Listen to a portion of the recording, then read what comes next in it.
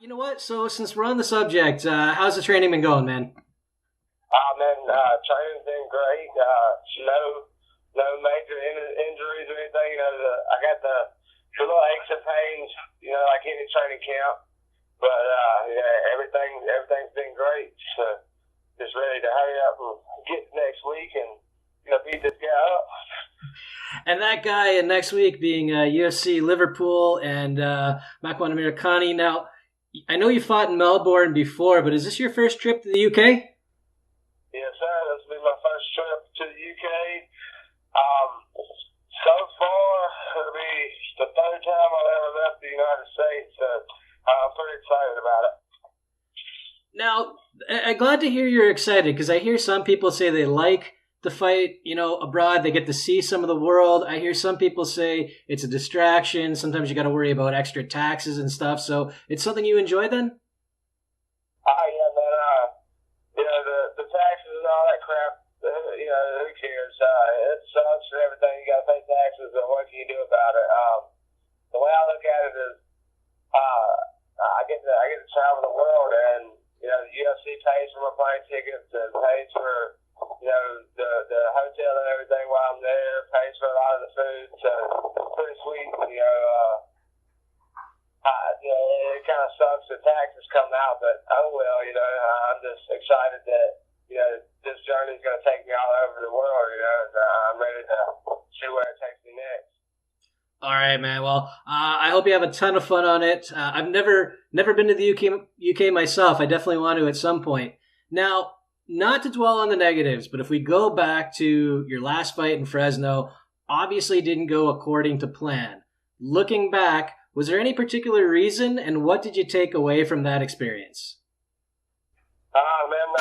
I believe the only reason it didn't go my way, I went on catching strep throat the week before the fight, and I took a shot of penicillin to try and get rid of it, and I guess the antibiotics or whatever, halfway through the first round, I gassed out, and there was nothing I could do about it. I went out there, and once I got gassed, everything started getting sloppy, and my punches were sloppy, my takedowns were sloppy, and I wasn't myself out there. The main thing I learned from that fight is just don't take a fight if you're sick. You can deal with maybe like a broken foot or something like that, or a broken rib. You can fight through that. Just push yourself through it. But if your body's just not letting you perform the way you're supposed to perform, then there's nothing you can do about that. Do you feel any pressure as a fighter, though, to take fights when you are sick, when you are hurt? Because, fighters are, first of all, they're proud guys and they're competitive. And then you got to worry about your spot on the roster, depending on your record or your recent record. Was there any kind of pressure that you felt to take that? I didn't really feel any pressure. It's not in my DNA to back out.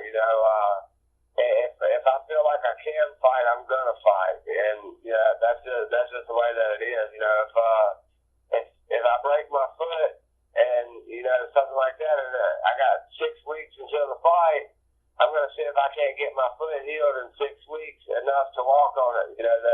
That's just the type of person that I am, and I believe that that's all it was. It's nothing to do with pressure, because I don't really care what nobody thinks. I don't care about the ranking system. I don't care if I'm on top of the world or whatever. I want to fight. That's what I want to do. That's where I have my fun. And now that's how I support my family. And if I don't go out there and fight, then I might not make it to the next fight on the last paycheck or whatever. So I'm going to go out there and I'm going to fight every chance that I get. And try to create a better life for my family and have fun as much as I can, as often as I can. And I totally get the mindset, because I think a lot of us are like that. Just as humans, guys, girls, especially if you're competitive, it's just a flesh wound. I'm fine, and you go into it.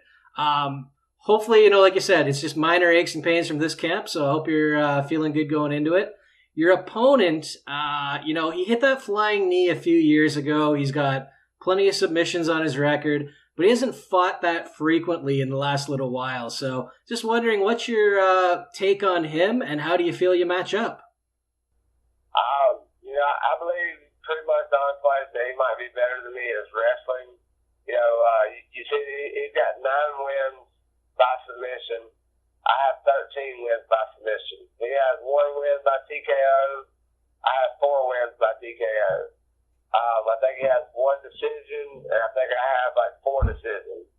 But, as far as all that goes, on paper, I look better, pretty much everywhere, like as far as the stats go and stuff. But I think his wrestling's going to be better than mine. But if he does take me down, I think I'm going to be better on the ground. If he keeps it on the feet, I think I'm going to be better on the feet. And, I think that I have more of that dog in me than he does. I think that if we go out here and shit gets down and dirty, he's going to break before I do. And, that's the way I plan to do it. I'm just going to be aggressive and relentless, and I'm never going to stop coming forward. I'm not going to worry about making mistakes. I'm not going to worry about losing. I'm just going to go out here and have my fun and just make it a nasty fight. Now, you talk about, make it nasty and break him down. Do you think that him being kind of inactive lately might play into your hands? Do you believe in ring rust? No, not really. The way I look at it is if you put in the work that is necessary to go out there and fight at your best, then that's what you're going to do. And, if he slacks in training, thinking, that it's going to be an easy fight, then he's going to have a long night. If he's looking at my last 2 fights and thinking that, that guy's going to show up, then he's going to be sadly mistaken. Now, I wanted to ask you, because you were on a good stretch for a while. You had, 4 straight wins or whatever it was, and then you hit this little bit of a slump here, 0-2. Does being 0-2 change your approach any? Not at all, man.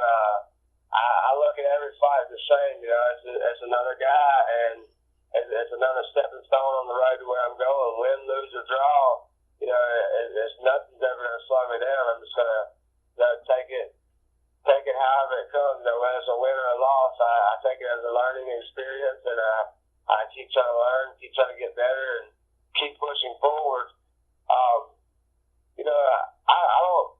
don't really care about being the best or anything like that. Of course, I want to be. I want to be on top, but my main thing is I want to fight such a good career. I want to go out here and fight so hard and so many times that I go down in the history books. I want to be in that Hall of Fame. One of those guys like Randy Couture, Forrest Griffin, stuff like that. Chuck Liddell. I just want to be remembered, and that's the most important thing to me. I would love to get the belt one day. I would love to be number 1 one day, but if that doesn't happen, then I'm fine with that. I'm going to go out here and give it all I got until the bitter end. And, I'm never going to have to ask myself what if. So, I'll be perfectly fine with it. Now, I just want to ask this off the top of my head because you mentioned it. Because you mentioned Chuck Liddell. What did you think of the news that he's coming back? Man, I don't want to see Chuck fight, guys like John Bones Jones and DC or nothing like that, because I don't see, an older version of Chuck holding up. Unless in his time off he has, evolved, then I don't see Chuck being able to hang in there with those guys. Because that's what happened to Chuck is the sport evolved and Chuck didn't. And, people started, they figured Chuck out and started knocking him out. But I would love to see him come back, let him fight somebody like Tito or something like that, throw him in there with Tito or one of the other older guys that are kind of on their way out as well. All right, now a more serious question, because you did mention your path as well, and you wanting where you want to go in your career. But in the short term for 2018, where do you want to see yourself at the end of this year? Man, I want to get back in that top 15 for sure. I want to. This will be my first fight this year. I want to try to get at least 3 maybe 4. I'm gonna try to fight as many times as I can.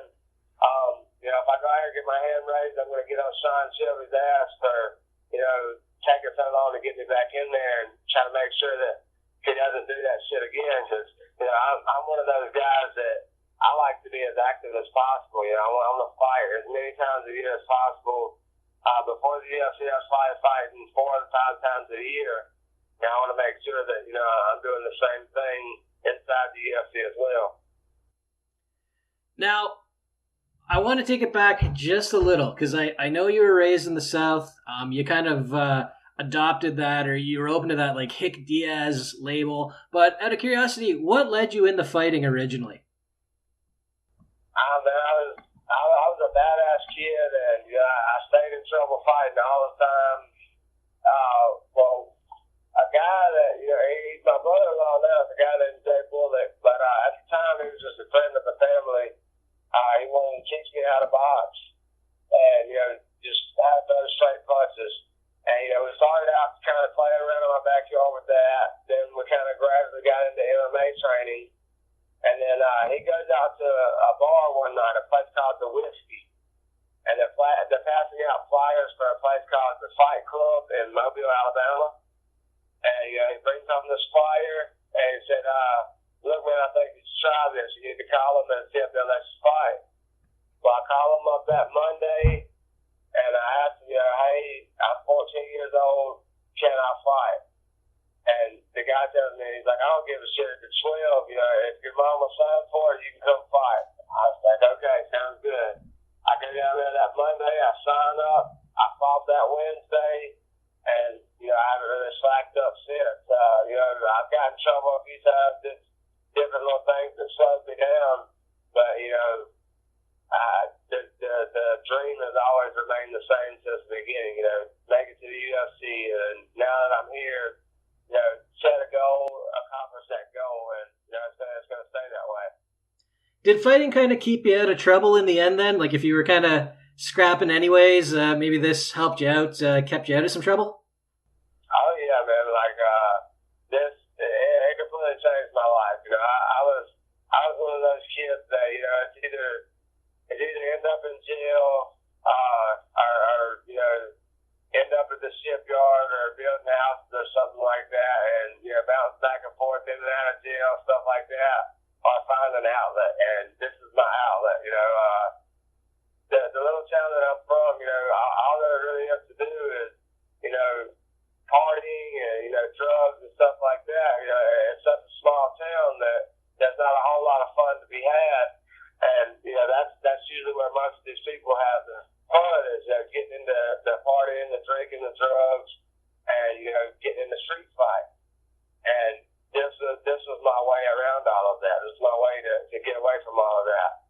And when I was younger, I dabbled and I did the same things that all the other dumb kids did. But this right here helped me stay away from it and helped me keep my mind right. And I'm so thankful for it. And now it's taking you all the way to Liverpool, man. That's fantastic. Yeah, man.